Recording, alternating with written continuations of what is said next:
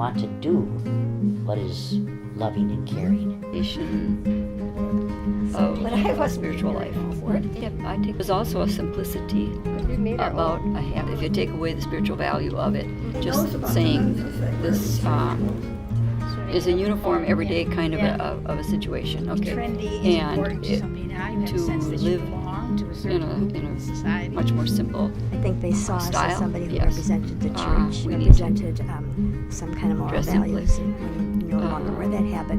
Who are I you? believe What are- that How are you acting? that says something to people.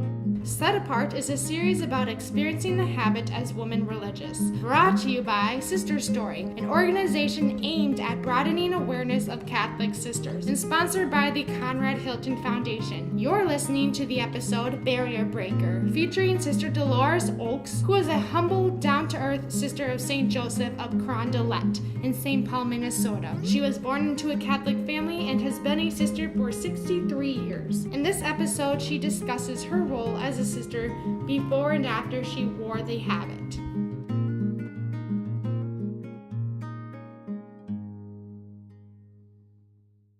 In 1952, wore the habit until 1966.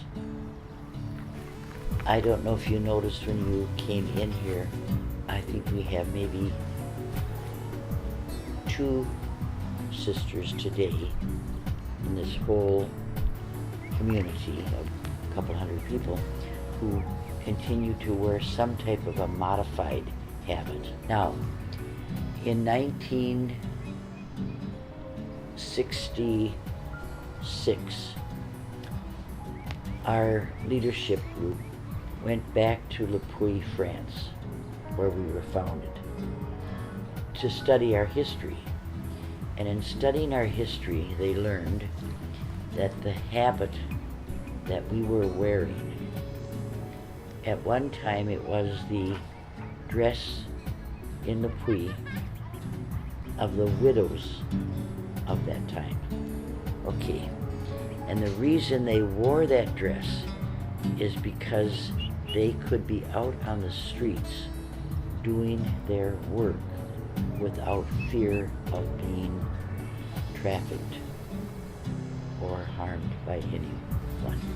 So they wore a black dress and a veil, and so that's what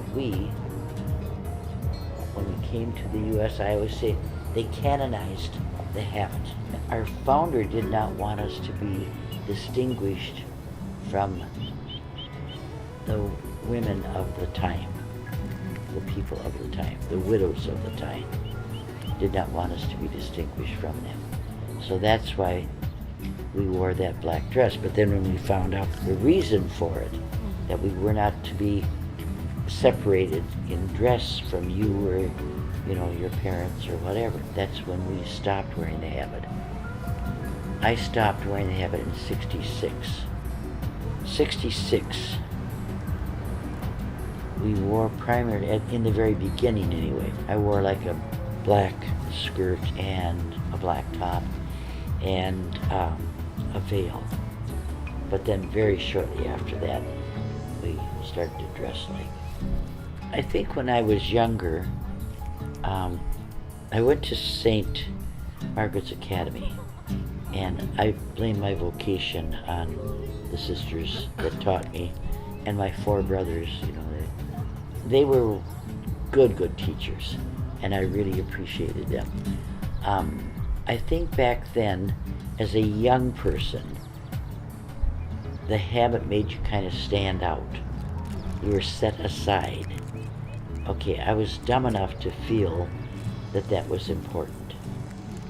As I got older in religious life, I didn't like to be set aside, to stand out. I really wanted to be one with my friends who were, married, parent, whatever. And anyways, as I say, I think when we were younger, not just me, but I think the other sisters that I entered with grew older, And by older, I mean 5 years, 10 years. We were more than ready to take it off, get rid of it, you know. I remember just dying in the heat. I lived at St. Agatha's Conservatory in the 50s, which was downtown St. Paul. In the summer, I went up to the James J. Hill Mansion, which was called the Diocesan Teachers College. It was up by the cathedral. So you walked up this hill, and I kid you not, by the time you got to the Teachers College, I mean, you were just wet, very, very hot. I mean, it was wool, you know, the cornet around. You had what we called a gimp, that white thing there, and the veil. It was very, very uncomfortable. But, you know, the very few sisters who wear the habit, you know, I never lived with them. Okay, so I always thought, oh my God, what is their problem anyway? Because the whole community changed to modern dress. These 2 or 3 people have never changed. And why haven't they? And so you know, how you kind of label people, etc. Well, the good thing is I've started to live with them, do some work projects. They're very, very beautiful people. And I've never asked them, why didn't you change, you know, the habit? Change from the habit. They're very beautiful people, and they want to dress that way. Go for it. Yeah. So, Yeah. who am I to judge? I think it was easy for younger people to change. You see, I'd have been 35 when that change started taking place. I think some of the older sisters at that time had difficulty. And when I say older people, I'm talking 70s and 80s and 90s. They had some difficulty. But on the whole, people were grateful. Teachers who had been educated at, well, actually all over the world, but up at St. John's, one of our teachers, Sister Cyril Clare, she was far, far ahead of her time as far as, you know, history and liturgy and theology were concerned. And that is how she taught us. And when I say us, in my group there were 49 who entered at the same time.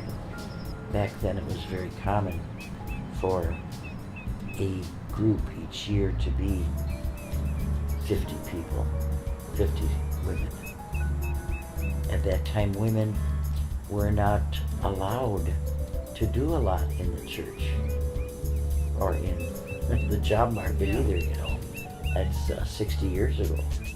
And so a lot of people entered with the desire to work in and with and for the church. And if you would enter a religious order to wear a habit, to be set aside from other people, I have difficulty. I still work at a nursing home, St. Anthony Park Home. And I was director of social work there for 22 years. Presently, I'm pastoral care person there 3 days a week. And I simply go by the name Dolores. A lot of people know that I'm a sister. Recently, some of the residents have started calling me sister. I would just as soon be called just plain Dolores. When families of a resident say, what would you like me to call you? Do you want me to call you sister? I say, no, I'm happy with Doe or Dolores. I don't call you Mrs. Finley. See, the thing that bothers me so much too is, okay, I'm a sister of St. Joseph. Someday you might be a mother. Right now you are a student. You know, we're no better. A sister of St. Joseph is no better than my sister-in-laws or my brothers or whatever. But people take religious women and set them aside as some holy object. And, you know, I always say to my brothers or sister-in-laws, you know, my Lord, I've never had 7 kids. Yeah. Holy mother, how Yeah. did you do it? Yeah. 6 kids, that's what my brothers have, you know? And as far as their life is concerned, boy, they've had to deal with a lot more than I've ever had to deal with. And when I go to work, I often I probably wear this better pair of slacks maybe. I rarely wear a dress. Back then we got up about 10 to 5 in the morning.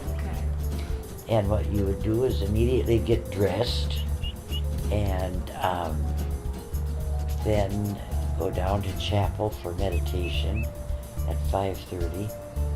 And Mass was usually at 6:15, 6:30 after prayer and meditation. But I mean, you were dressed from the first minute of the day. You didn't wander around in your bathroom, grateful that we no longer have to wear the habit. At the time that I wore it, I was proud of it. I didn't mind standing out as a Sister of St. Joseph, but as time went on, I preferred to dress just like you do or like I do today. I think the role of sisters changed for one thing, and also, and then as a result, my idea, my role changed. I think back then, we bowed and scraped to the clergy, whatever Father said. And then I think as time went on, we realized that we did have a brain and that we could make our own decisions as a community, etc., you know. And two, you know, back then, when I started in community, we had 2 options: teaching, nursing, teaching, nursing. You weren't in any other role. Yeah. And in my own lifetime, I started out as a teacher, which is for the past 20 years. But no, I dress like everybody else dresses at work, you know. And one of my favorite sayings is preach the gospel at all times. If necessary, use words. And to me, what that means is by my actions. Do I stand out? No. Because our nurses, our maintenance guys, they're beautiful, beautiful people. And I think we all try to serve our residents as well as we can. We're very, very fortunate at St. Anthony Park Home with a good staff, a good boss, residents who are happy. It's a small nursing home. And as I say, I think for me to just be one with the other people. I don't want to stand out, but I want to do what is loving and caring.